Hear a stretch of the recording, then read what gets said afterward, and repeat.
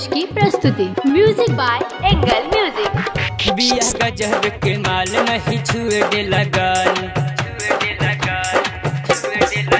बिया गजब के माल नहीं छुए दे लगाल, बिया गजब के माल नहीं छुए दे लगाल, बिया गजब के माल नहीं छुए दे लगाल। सारा लइकन के मन पगला बेले इ नेपाल वाली छौरी, इ नेपाल वाली छौरी अपना लूजर में उजर देखा बेले। इ नेपाल वाली छौरी अपना लूजर में उजर देखा बेले।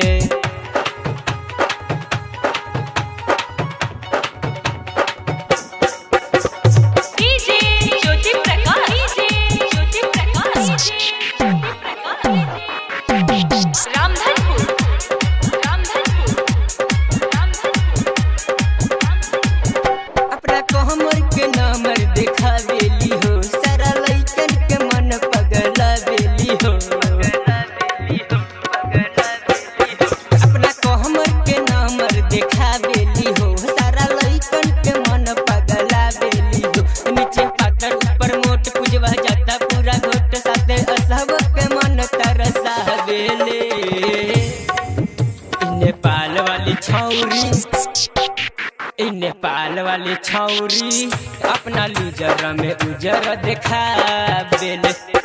इ नेपाल वाली छौरी अपना लूजर में उजर देखा बेले। इ नेपाल वाली छौरी अपना लूजर में उजर देखा बेले।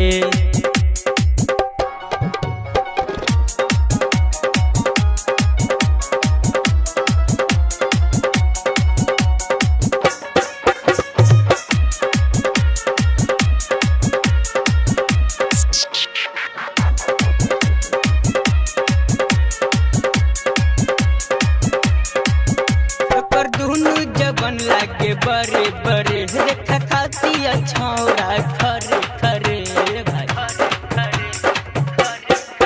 ओकर दुनु जबन लागे बड़े बड़े देखा खाती छौरा खरे खरे। इता करे लजियान करे देला नेवान, इता हाथवा में कौन ना देले।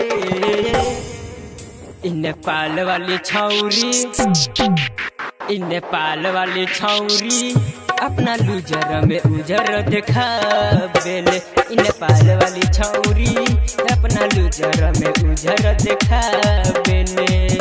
इ नेपाल वाली छौरी अपना लूजर में उजर देखा बेले।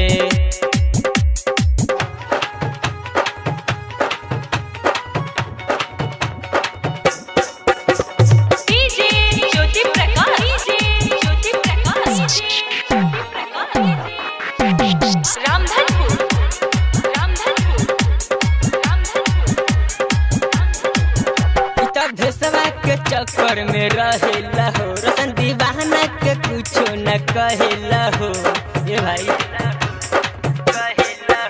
इता भेसवा के चक्कर में रहेला हो, रसन दीवाना के कुछो न कहेला हो। कहे मुकेश अनारी थारू रवि मजा मारी साथे लल्लू के मन करसा बेले। इ नेपाल वाली छौरी, इ नेपाल वाली छौरी अपना लूजर में उजर देखा बेले। नेपाल वाली छौरी अपना लूजर में उजर देखा बेले। एंगल म्यूजिक कुमार रमेश की प्रस्तुति।